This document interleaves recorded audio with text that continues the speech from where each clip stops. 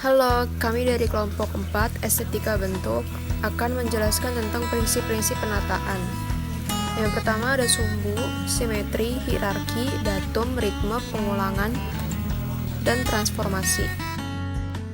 Sumbu adalah garis yang terbentuk oleh dua buah titik di dalam ruang, di mana bentuk-bentuk dan ruang-ruang dapat disusun dalam sebuah paduan yang simetris dan seimbang. Contohnya ada pada slide selanjutnya. Di slide selanjutnya ada gambar Ming Toms di Cina. Dan biar lebih jelas lagi di slide selanjutnya. Ini juga gambar Ming Toms. Di sini terlihat jelas ya ada nama-nama bangunan yang tadi. Tapi di sini cuman kayak kotak-kotak. Bisa kita mulai dari yang paling bawah, itu ada Tom Gate. Terus Ruins of Hall, Ruins of Sacrificial Hall, dan yang terakhir The Soul Tower. Keempat bangunan ini yang menjadi dasar sumbuan menjadi penyebab semua ini adalah sumbu gitu. Jadi kenapa cuman keempat bangunan ini? Karena kan seperti yang tadi saya bilang, sumbu ini kan adalah garis yang terbentuk oleh dua buah titik.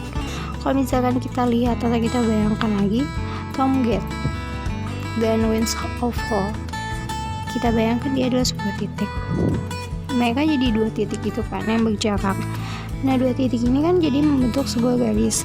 Nah, garisnya juga bisa terlihat di kayak jalanan gitu, yang garis lurus gitu. Terus juga ada di Ruins of Hall sama Ruins of Sacrificial Hall.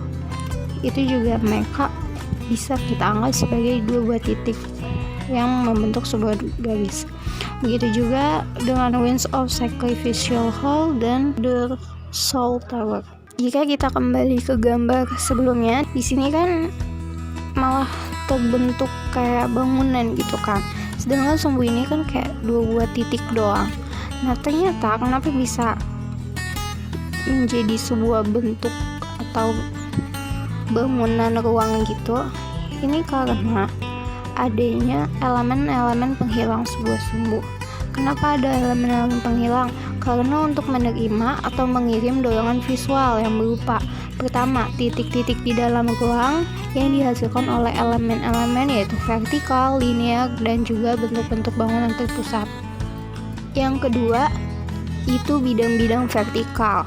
Yang ketiga, ruang-ruang yang terdefinisi dengan jelas, terpusat, dan juga bentuknya ini teratur. Yang terakhir itu ada pintu-pintu gerbang yang membuka ke arah luar. Kalau misalnya kita lihat di Tom's Gate ini, bisa kita lihat di gambar yang pertama ini, dia kayak gerbang gitu kan. Jadi itu elemen-elemen penghilang sebuah sumbu ini diganti jadi sebuah gerbang gitu. Kenapa pertama ini gerbang? Karena dari pintu gerbang ini dapat menampilkan suatu pandangan atau bingkai pemandangan di luarnya.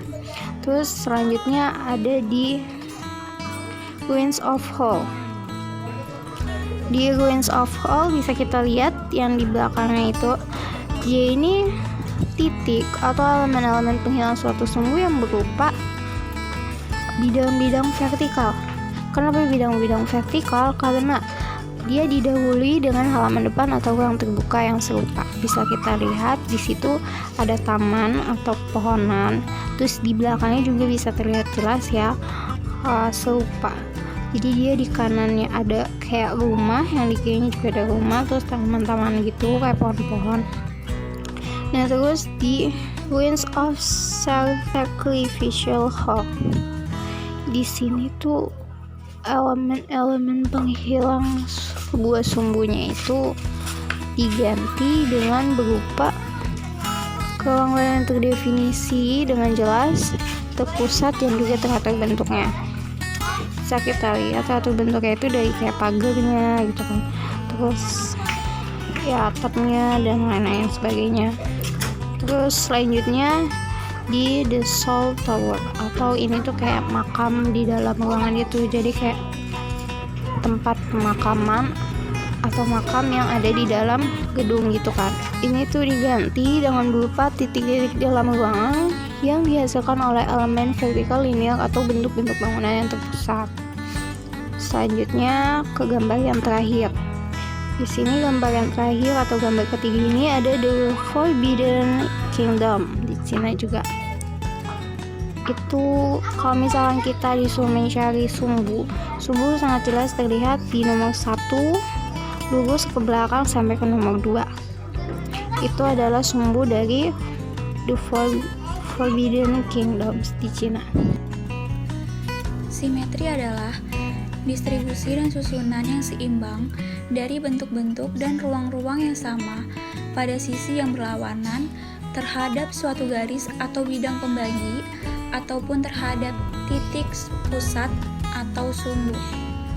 Suatu sumbu dibentuk oleh dua titik, sedangkan suatu kondisi simetris menentukan susunan yang seimbang dari pola bentuk dan ruang terhadap suatu garis bersama sumbu atau titik pusat. Pada dasarnya ada dua macam simetri. Yang pertama adalah simetri radial. Simetri radial adalah susunan seimbang dari unsur-unsur yang sama atau hampir sama dan terletak pada sisi yang berlawanan dari suatu sumbu tengah, sehingga hanya terdapat satu bidang yang dapat membagi seluruhnya menjadi dua bagian yang identik. Dan yang kedua adalah simetri bilateral. Simetri bilateral adalah susunan seimbang dari unsur-unsur radial yang sama, sehingga kondisi dapat dibagi atas bagian yang sama dengan memotong bidang dari setiap sudut di sekelilingi pusat atau sepanjang sumbu pusat. Dapat dilihat contohnya. Yang pertama adalah Taj Mahal, contoh dari simetri bilateral. Bisa dilihat jika Taj Mahal memiliki bentuk denah yang simetris. Dan yang kedua adalah Candi Borobudur, contoh dari simetri radial. Borobudur memiliki bentuk sumbu yang berpotongan terhadap suatu garis.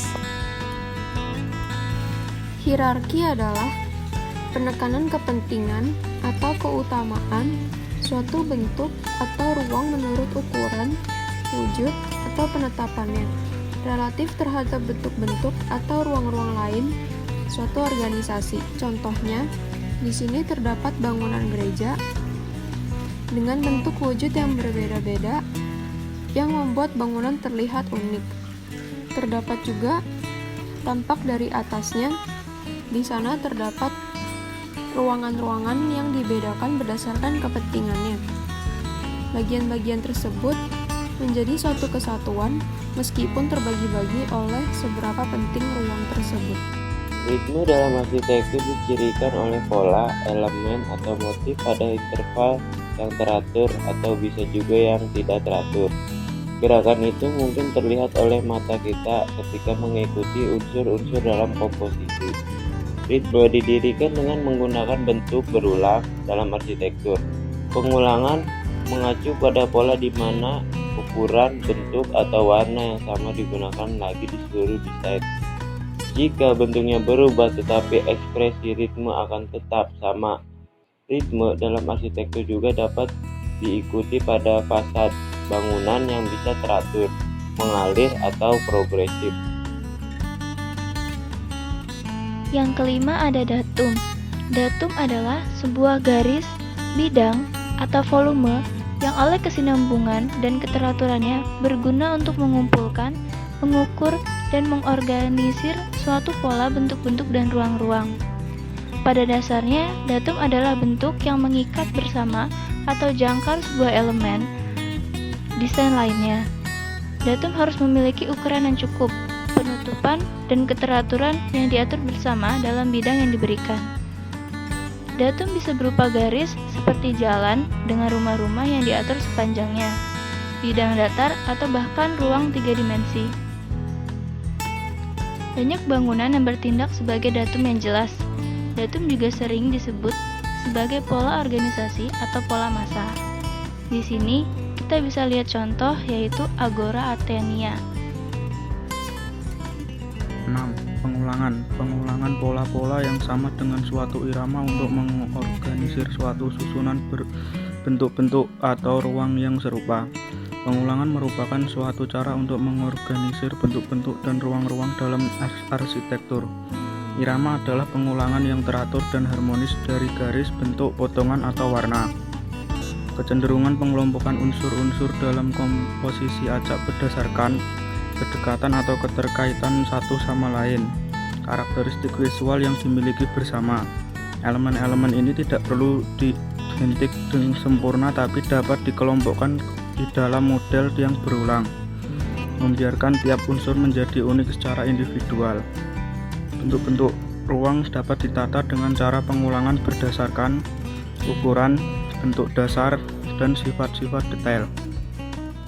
Contoh pengulangan: segmen-segmen radial dari rumah siput ke arah keluar secara berulang dari titik pusatnya dan mempertahankan kesatuan organis cangkang melalui pola pertumbuhan yang membesar. Pola-pola pengulangan yang berkembang dari bentuk dan ruang dapat diorganisir menurut cara berikut: secara radial atau konsentris terhadap sebuah titik, berurutan menurut ukuran dalam tatanan linear, acak tetapi berkaitan dengan kedekatan fungsi maupun kesamaan bentuk.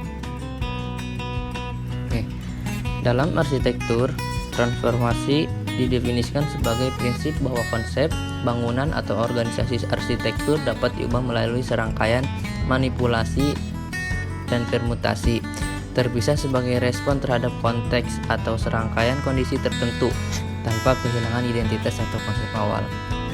Prinsip transformasi memungkinkan seorang arsitek dan perancang untuk memilih model arsitektur, prototipe yang formal dan urutan elemennya mungkin sesuai dan masuk akal, dan mengubahnya melalui serangkaian manipulasi diskrit untuk menanggapi kondisi dan konteks desain tersebut. Sekian presentasi kami dari kelompok 4, terima kasih.